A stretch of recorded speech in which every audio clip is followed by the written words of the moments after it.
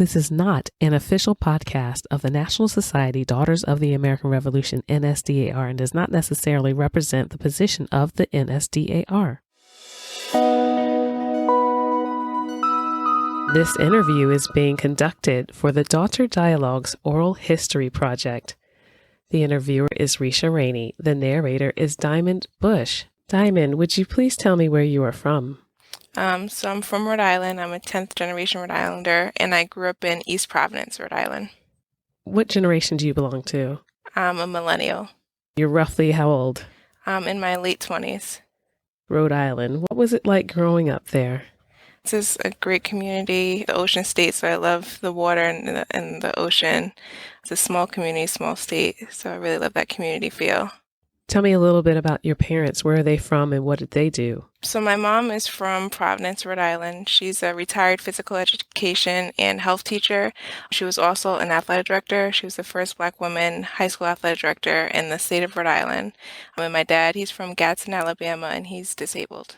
Did you attend university? I attended Hampton University for undergrad, where I earned my Bachelor's of Science degree in sports management, following in my mother's footsteps. Did you do any more studying after Hampton? Yes, I went on to earn my Master's in Science in Kinesiology with a sports management and policy specialization from the University of Georgia, and I'm currently enrolled in the Master of Library and Information Science program at Simmons University in Boston.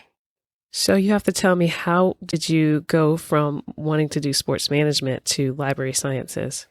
I know it's so weird because they're so very different fields. And when I was in graduate school at the University of Georgia, as my final internship, I interned at the International Tennis Hall of Fame and Museum. And while my internship duties were focused on the championship tournament, I found myself sneaking into the museum part during my lunch breaks, and I really enjoyed the artifacts there, and I wanted to learn more about that, about the preservation of historic sports artifacts. So I decided to transition into library science with the hope of becoming a sports librarian at a sports hall of fame or museum. Have you done any work in the sports field as an adult?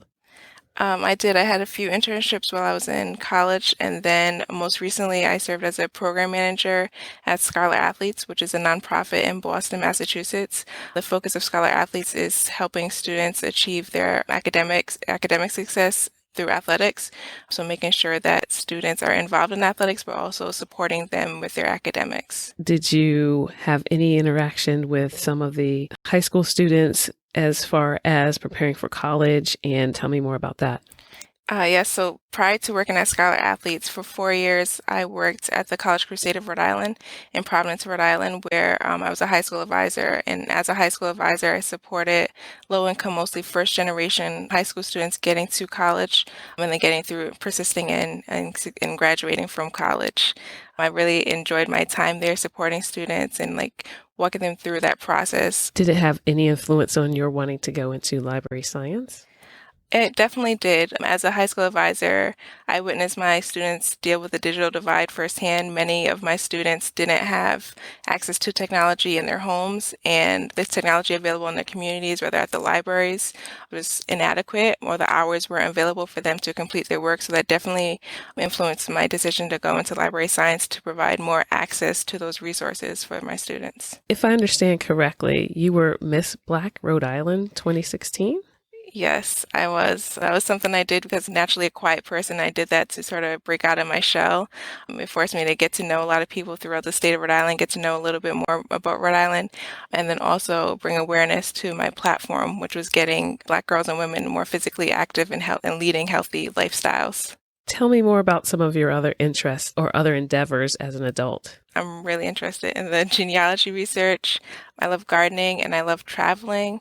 As I mentioned, I'm a really avid sports fan, so I've traveled to 3 of the 4 Grand Slam tennis sites, so the US Open, Wimbledon, and Roland Garros, which is the French Open.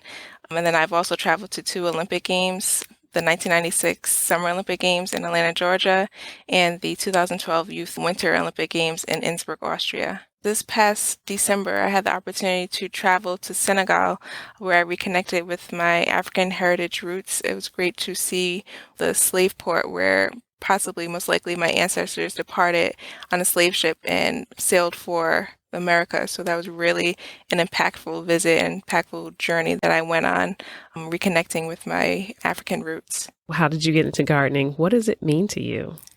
Yes, so my mom and I have been gardening for about 10 years now. We were inspired by First Lady Michelle Obama's White House garden. And so that first year we tried to try our hand with it. Gardening is really, it's a relaxing thing for me, but it really helps me connect with my ancestors. I don't really like the heat, and I know I'm always complaining when we're planting our vegetables in our garden, but I think about my ancestors who were enslaved in the South and how they didn't have the freedom to complain about planting or being in the heat or the bugs or anything like that. So as I'm gardening, I try to think about my ancestors.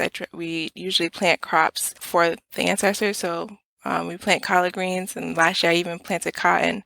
But with the collard greens, my mom cooks, though I'm not like at her skill level yet with the collard greens. She uses a recipe passed down through the generations. So she uses my grandmother's recipe, my father's mother's recipe to cook the collard greens. And I really enjoy connecting with my roots through our gardening. Do any of your other family members have some type of involvement in gardening as well? Yes, so through my genealogy research, I discovered that I have a cousin, Dr. Booker T. Watley, who was an agriculture professor at Tuskegee Institute, and he developed the U-pick farming system. So this is a system where you go and you pick your own strawberries or blueberries, you pick your own berries, and this helps small farms increase their revenue, increase their profits. So whenever you're going strawberry picking, you can think of my cousin, Dr. Booker T. Watley, and he developed this system, the U-pick farming system. What else have you found through your genealogy work besides your Revolutionary War ancestor? What other ancestors have you found to have stories that are very meaningful to you? So I found a couple of stories. One of the stories I found more recently was of my fifth great uncle, Elisha Leander Anthony Jr. He served as a private in the Civil War. He was from Uxbridge, Massachusetts, and he was a free person of color. And he went down and he was serving in Louisiana. And unfortunately, he died only 6 months after enlisting in the military for the Union side. But what I discovered with him was a letter that he wrote on his deathbed. He ended up dying of typhoid fever, but this letter was really meaningful. And in the letter, he was writing to his father. He mentioned that though death was imminent, he was not afraid to die. Do you have any excerpts from that letter? Yes, I'll read a little bit of the letter. So partly what he wrote was, "But thanks be to God, who giveth us the victory through our Lord Jesus Christ. I am prepared to go. I have a hope in Christ, in him I put my faith. And here let me say, my dear Father, that should the messenger of death by the direction of the Almighty take me, and you and my friends at home must meet me in heaven, for by grace I am going there. As much as I should like to meet you all again in this life, if it is the will of God that I should not do so, I surely submit. I am not afraid to die." How does that letter strike you? It was really meaningful to me because when he was very young, he was only 18 when he passed away, and to be so fearless in the face of death, he didn't really get a chance to live out his life. He was so young, but just to be unafraid of dying and to die for his country. He was a free person of color, but he gave that up to go fight for other people of color so that they would be free. And that was really, really meaningful to me that he did that. How did your research lead you to him? What type of records did you find? What was your research process? Yeah, so during this time, have been a lot more resources available. So thanks to my local library, they provided free access to fold.com, which is a military database, and through that, I was able to access Leander's military records for free. And I had heard about him before, but I never knew about this letter, so it was really eye-opening to discover this letter that he had written. It was pretty amazing that even though I'd never seen that record before. And that letter was in the database? It was. It was in his pension file that his parents had filed after his death. Are there any other ancestors that you connected with through your genealogy research? Another ancestor I've searched for was my second great-grandfather, Roscoe Lewis Nelson Sr. So there was a family rumor that his father, John Nelson, had been lynched in Georgia, and that is the reason why he came to Rhode Island. He came to Rhode Island in around the 1920s. So I was looking for some more information about him, like what happened to him. And I contacted Dr. Henry Louis Gates through his website, and he was able to provide a little bit more information for me. And it turned out that we don't know if he was truly lynched or not, but he was able to find his father's true name, which was actually John Horn. So he changed his name when he came to Rhode Island. I mean, unfortunately, I'm still not able to find some more information, but one thing that led me to searching for information about John Nelson slash John Horn was my great aunt, I had the opportunity to visit when she was in a nursing home. Unfortunately, she was suffering from Alzheimer's, but she did tell me some information about my great grandfather and his brother Parker, who was blind and lived in New York City. And from this, I was able to submit that information to Dr. Henry Louis Gates, and that led me to finding the true name of my ancestor. I'm looking forward to doing some more research on him in the near future and possibly traveling down to Georgia, where he was from, to see if I can find some more information about whether or not he was lynched. So Professor Henry Louis Gates Jr. actually responded to your request. Yes, that was so amazing. I couldn't believe that he actually responded. I was so shocked. I remember like getting the email and just running up to my mom, like, look, he really responded to me. So it was great. What other community groups or organizations do you belong to besides the Daughters of the American Revolution? So I'm a member of Alpha Kappa Alpha Sorority Incorporated. I was initiated into the Theta Psi Omega chapter in October 2016. And through Alpha Kappa Alpha, I've had the opportunity to serve in a number of leadership positions. And what does serving your community through your sorority mean to you? It means I get to give back to my community through our various platforms and various program targets. And I'm a graduate of a historically Black college and university, so it's really great to give back and support my HBCU, Hampton University, as well as different health initiatives regarding women's health, and then also supporting Black businesses as well. In addition, I get to sort of exercise my genealogy and sort of historic roots through Alpha Kappa Alpha by serving on the Archives Committee, where I get to keep track of the history of Alpha Kappa Alpha. So I have to ask, you went to an historically Black college, Hampton University. You joined a historically Black sorority, Alpha Kappa Alpha. What made you want to join? And you're millennial, so you're in your late 20s. What made you want to join a historically white women's organization that people perceive to be mostly older women? What made you want to join the DAR? So part of the reason why I wanted to join, because one, I'm interested in genealogy. I've always been interested in that. So joining the DAR was a way for me to ensure that my family's legacy had a place in history, was recognized. And also another reason why I joined was I have an old soul, so I've always enjoyed being around older people. And I feel like I can learn a lot more from being around older people. So I relish those opportunities to get to learn from some of the older members of the chapter. Tell me about your Revolutionary War ancestor. So yes, I actually have two ancestors, but only one has been proven in the DAR. So my Revolutionary Patriot is Michael Anthony. He was a private in the 1st Rhode Island Regiment.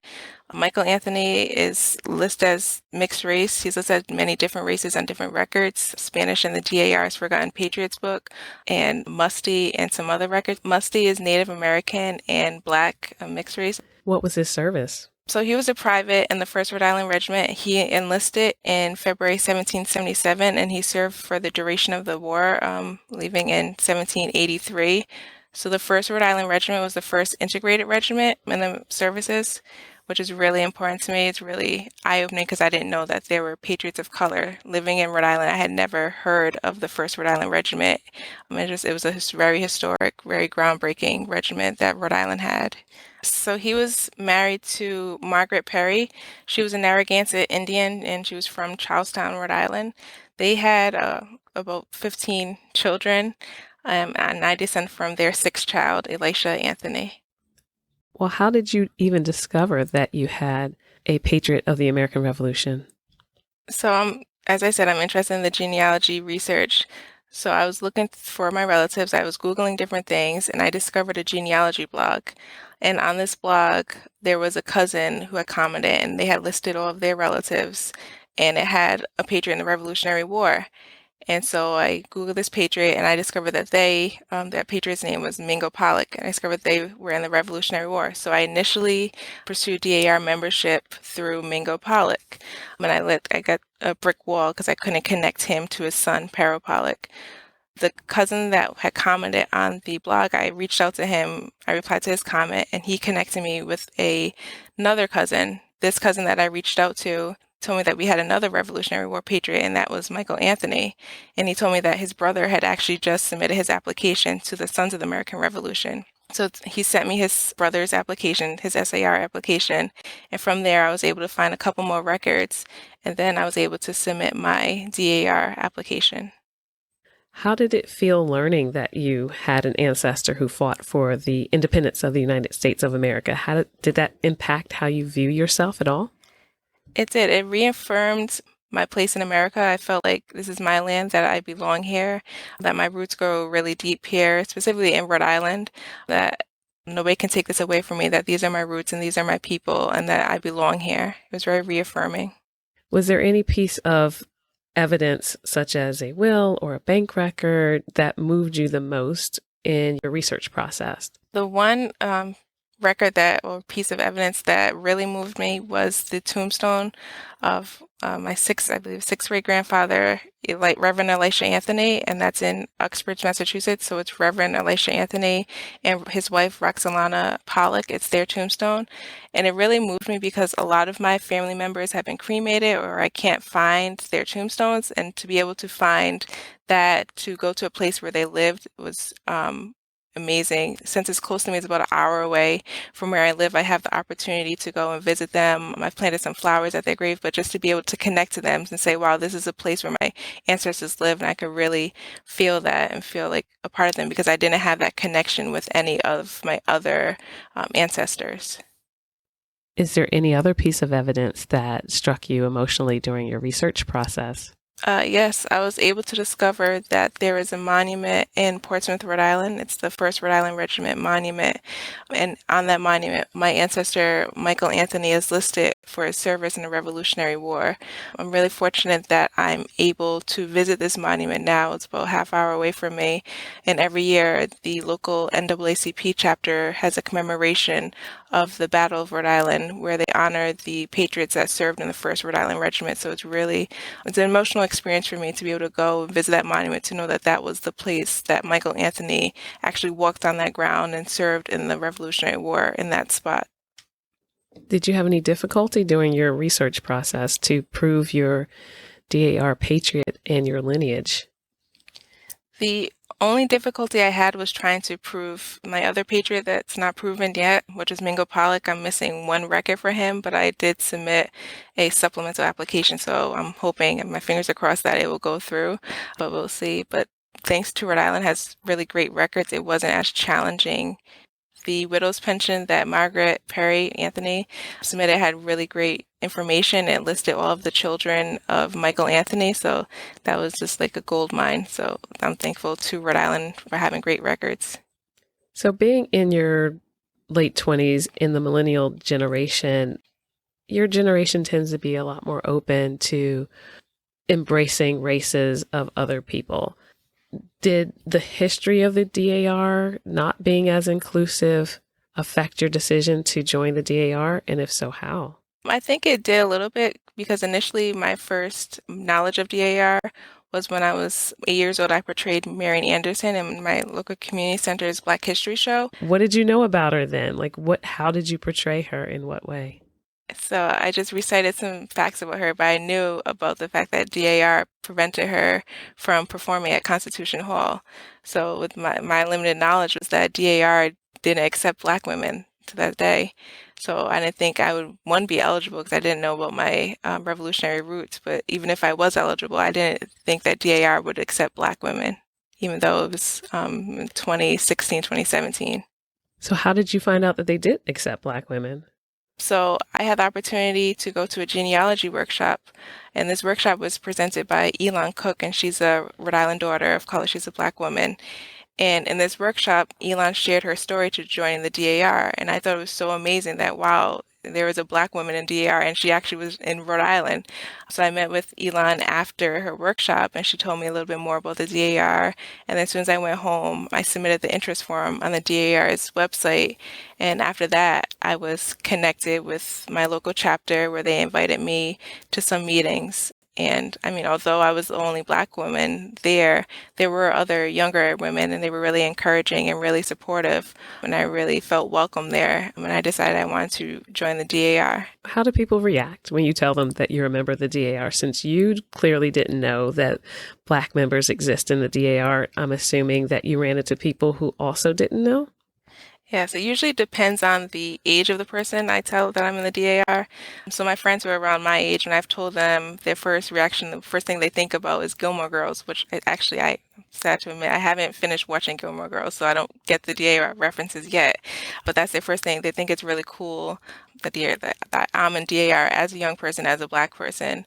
But with older people that I tell, or even some Black people that I tell, the first reaction is like, wait, how are you in DAR? They're like, we didn't think that they accepted Black women. Like, how did you join? A lot of people don't know that there were pages of color. They only know about Crispus Attucks, but that's the only one. But to learn that Rhode Island has a rich history of African American, mixed race, and Native American patriots is really eye-opening to them. And they want to learn more about that history and learn more about Black women in the DAR, especially some older white women. They'll tell me stories about how they received an award from DAR back in the 60s and the 70s.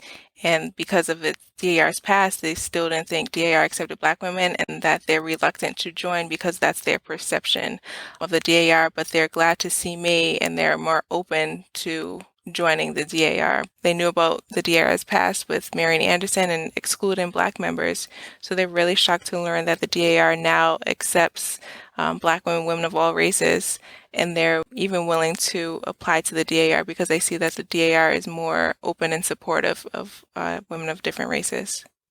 So older white women were reluctant to join because they thought that the DAR was not accepting of other races? Yes, they were very reluctant because they thought the DAR was the same DAR of the past that wasn't accepting of Black women and women of other races, and that prevented them from applying for many years throughout their life, even though they knew that they were eligible to join the DAR. What does being a Black member of the DAR mean to you?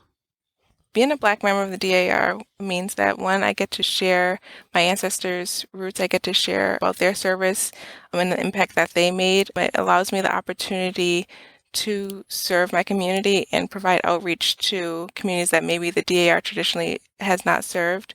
During my first year as a member of the Daughters of the American Revolution, I was fortunate that my chapter was able to award a classroom grant to a Black teacher in an underserved low-income community. And I'm not sure if that would have happened had I not been in the DAR or had other women of color not been in the DAR. So that was really important for me to be able to serve my community and to give back to the Black community in general. In addition, part of my mission as a member of the DAR, especially in Rhode Island, is to bring awareness of soldiers of color, particularly the 1st Rhode Island Regiment, to show that people served, that our people served in the DAR, and to also show that as a Black member of the DAR is more open and welcoming of people of color. Have you been able to convince other family members to join the DAR?